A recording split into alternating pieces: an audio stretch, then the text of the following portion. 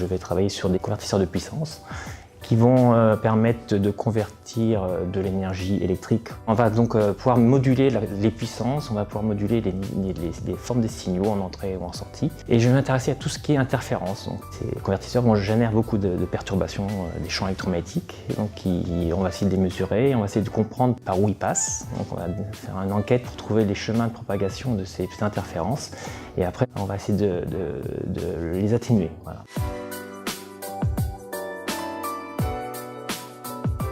Beaucoup d'autonomie dans les actions qu'on peut mener, quoi. On a des devoirs vis-à-vis de l'enseignement, des devoirs vis-à-vis du laboratoire, bien sûr, et on a toute la liberté de mener notre travail comme on le souhaite. Et la variété aussi du travail, c'est-à-dire tous les jours, il n'y a pas de routine.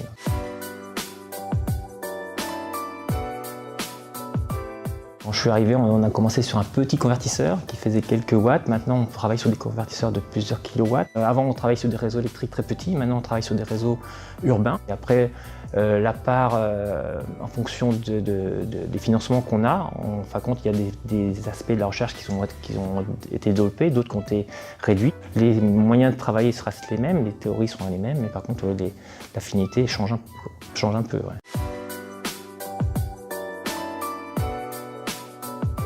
Le gréement, groupement de recherche en matériaux, microélectronique, acoustique et nanotechnologie.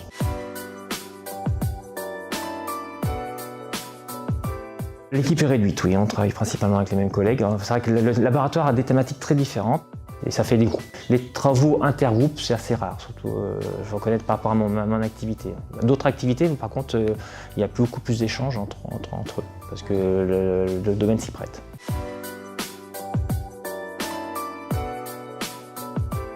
Il y a toujours des difficultés parce que des fois l'objectif, on pensait arriver à une solution et on ne la trouve pas. Donc la difficulté aussi un peu de management parce que on travaille avec des étudiants en thèse, donc il faut trouver le moyen de les motiver, de les encourager.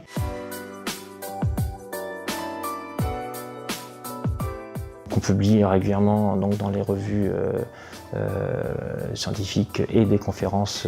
Donc aussi, on publie aussi dans des conférences nationales et internationales.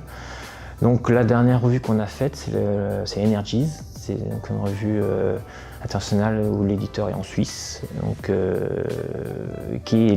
l'avantage qui est un open source, c'est-à-dire qu'on peut accéder gratuitement à la revue. On publie de temps en temps, c'est dans une autre revue qui est une revue américaine qui est I3E, I3E Power Electronics ou I3E Power Delivery. Donc dans notre métier, on est un peu dans l'obligation de publier. Si on ne publie pas, on est considéré comme non-chercheur. Donc on doit publier de façon régulière nos travaux de recherche.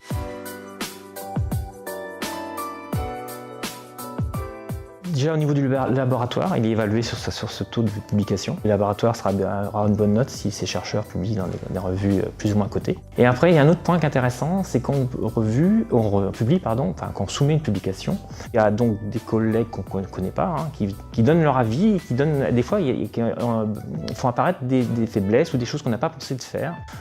Ça permet d'avoir une vision externe à notre travail.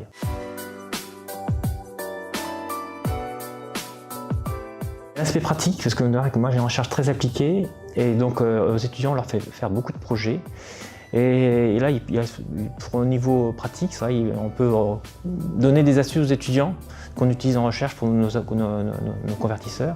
Donc là-dessus, on peut faire de l'échange entre les étudiants et leurs projets et ce que nous on fait en recherche au niveau réalisation. Quelque chose qui est assez compliqué à montrer aux étudiants, par le biais de la recherche, des fois on trouve une illustration qu'on n'avait pas trouvée au départ. Il y a des notions tellement abstraites que les étudiants, c'est vrai que c'est très difficile à faire comprendre, à faire sentir les choses, comme on dit. Et des faits, quand on peut trouver un exemple, c'est vrai que la recherche permet d'avoir des exemples.